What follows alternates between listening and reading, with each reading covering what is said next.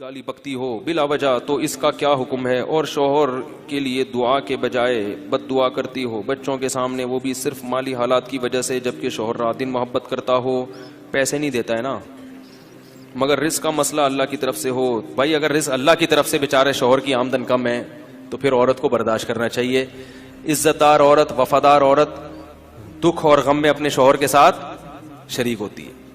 ایسے لوگ میں جانتا ہوں، جب کماتے تھے، آمدن آ رہی تھی، بیگم بڑی خوش، بیچارہ غریب ہو گیا، بیگم صاحبہ بھاگ گئیں۔ یہ بے وفائی ہے، اور یہ دوسری جانب سے بھی ہوتی ہے بے وفائی۔ بیگم کو کوئی بیماری ہو گئی، بیچاری کی شکل و صورت خراب ہو گئی، اب آپ نے کیا کیا؟ بیگم کو فارغ کر دیا، دوسری عورتوں میں دل لگانے لگے، یہ بھی بے وفائی ہے۔ جب میاں بیوی بن گئے تو اب کس کے؟ ہمیشہ کے لیے ہیں۔ یہ بات آ رہی ہے سمجھ میں؟ اب دکھ اور غم میں دونوں نے ایک دوسرے کے ساتھ شرکت کرنی ہے، جو ہو وہ مقدر سمجھ کے برداشت کر رہے ہیں۔ ہاں بعض چیزیں ناقابل برداشت حد تک ہوتی ہیں، وہ میں پھر اس پر بیان کر چکا ہوں، اس میں تو ہم خود مشورہ دیتے ہیں کہ بھائی علیحدگی اختیار کر لو، سمجھ رہے ہیں؟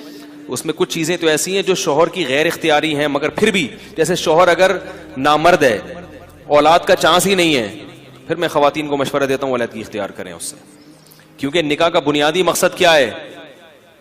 اولاد ہے۔ لیکن پھر بھی اگر وہ یہ سمجھتی ہیں کہ علیحدگی کے بعد کوئی رشتہ نہیں ملے گا تو پھر، لیکن ایک فیصلہ کر لیں۔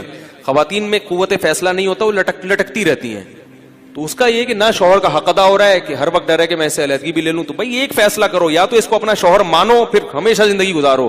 جیسے وہ فاطمہ، حضرت فاطمہ رضی اللہ تعالیٰ عنہ تھی نا، جمیلہ بنت ثابت رضی اللہ تعالیٰ عنہ، انہوں نے اسی وقت فیصلہ کر لیا کہ مجھے ان کے ساتھ نہیں رہنا۔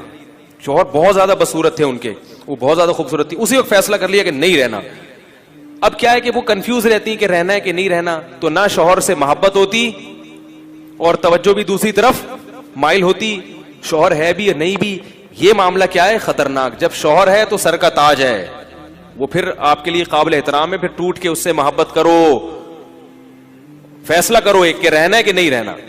تو ہمارے ہاں خواتین میں قوت فیصلہ نہیں ہے، اور ان کے والدین میں بھی قوت فیصلہ نہیں، وہ بھی لٹکا کے رکھتے ہیں۔ بیگم ابھی فی الحال، بیٹی ابھی دیکھتے ہیں، گزارا کرو فی الحال، پھر دیکھتے ہیں اگلے سال دیکھیں گے کیا کرنا ہے۔ او بھائی اگلے سال دیکھیں گے، کیسے دیکھیں گے؟ یا تو وہ اس کا شوہر ہے، کسی عورت کو پتا چل جائے یہ والا میرا میاں ہے، پتہ نہیں اگلے سال میں اس کے ساتھ رہوں کہ نہیں رہوں، تو وہ میاں میاں نہیں رہتا، پھر وہ کیا خیال ہے؟ وہ پھر میاں میاں۔